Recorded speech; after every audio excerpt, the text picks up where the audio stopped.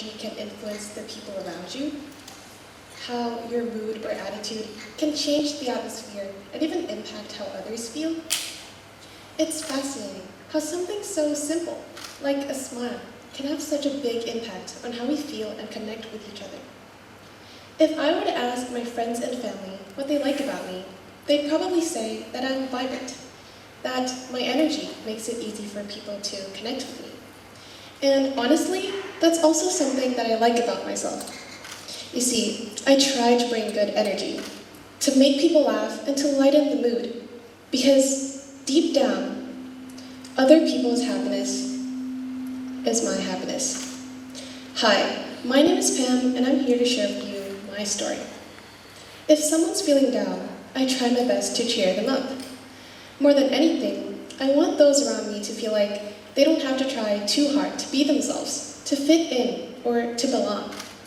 Creating that kind of space has always felt natural for me, never something that I force.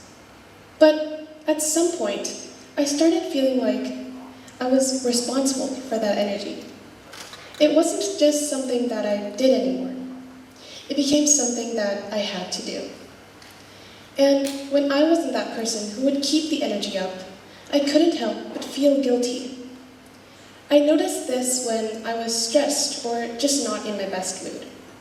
Rather than just letting myself be, I would worry about how my energy might bring others down. It felt as though not being my usual self meant spreading negativity to others, like a weight, a burden, rather than something positive. My mom says that I've always been someone who genuinely cares about others, who puts others first before thinking of herself. Ever since I was a kid, my teachers would usually describe me as being kind, as someone who was considerate of others. And over time, that became a core part of how I view myself. But as much as I value kindness, I started to realize that this wasn't just about being kind. I was afraid of letting others down. I tried to live up to people's expectations. I didn't really stand up for myself, and I easily let people take advantage of that. Because, in my mind, as long as they were happy, I was doing something right. Fast forward to now, and I'm still that person. I still put others first, and I still want to make people happy. But it's this too selfless side of me that worries my mom. That part of me that makes me vulnerable in a world that isn't always kind in return. She was afraid that I might struggle to face this harsh and cruel reality that we live in. And that made me stop and reflect. Is this kindness, this selflessness, a strength that I should cherish? Or is it a weakness, a flaw that I have to fix? I've always seen it as something that defines me, but I've started to question whether this was something that's been holding me back. Something happened that turned my view around. My best friend, whom I really cherished, shared the same humor, the same energy, at least of what I thought. But over time, it seemed that she was getting distanced from me. She found a new friend, someone who she seemed happier with. I couldn't help but compare. I started thinking, why does she seem happier with her and not with me? Was I not enough? Was my presence not as enjoyable and my energy not as comforting? Deeply, I felt jealous. I wished that I was still her best friend. But at the same time, I felt happy for her, and I truly wished her the very best.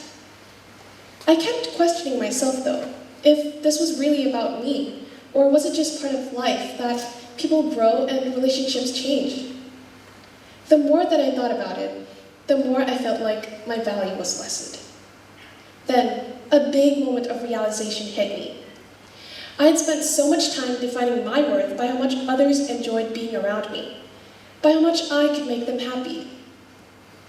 Now, you could say that I'm a people pleaser, and as much as I want to deny it, I can't ignore the fact that I place so much weight on how others perceive me, that their validation has always mattered to me, and that it defined my value. But I've come to realize that this wasn't something that I could control. I can only control my thoughts, my actions, and what I put my energy to. But I can't really control what other people think and what they do. If I kept on worrying about how other people saw me, I would never truly see myself. I would be pursuing something that I wasn't in control of. Now, you might be wondering what all of this has to do with passion. We often think of passion as an intense desire or enthusiasm for something we do, something that we pursue.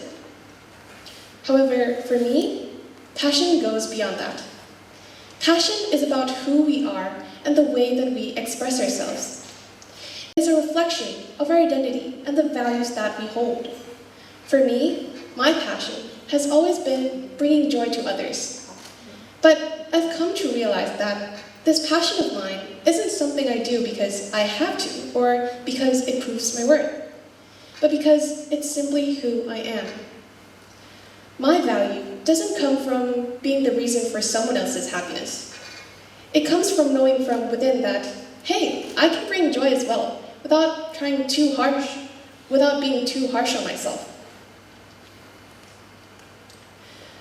Now, so if you ever find yourself struggling with your own worth or feel like you have to make others happy to be valued, I hope that you can take a step back and reflect.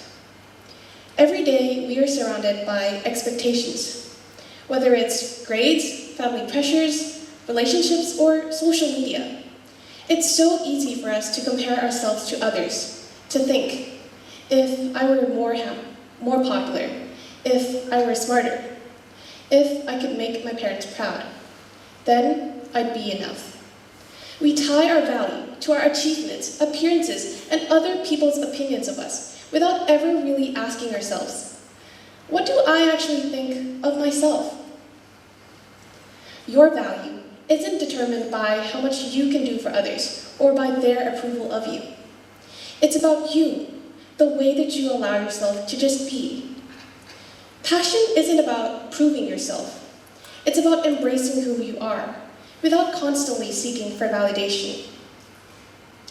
Yes, life requires you to meet certain expectations and to please others in some way.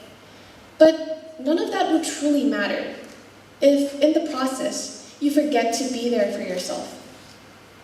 At the end of the day, the most important person that you should please, the one whose happiness should never be neglected, is you. And maybe that's what passion really is. Not just about what you do, but about who you choose to be. Because when you truly believe in your own value, your own skin, the right people will recognize and appreciate you, not just what you do for them, but for simply being you. Thank you.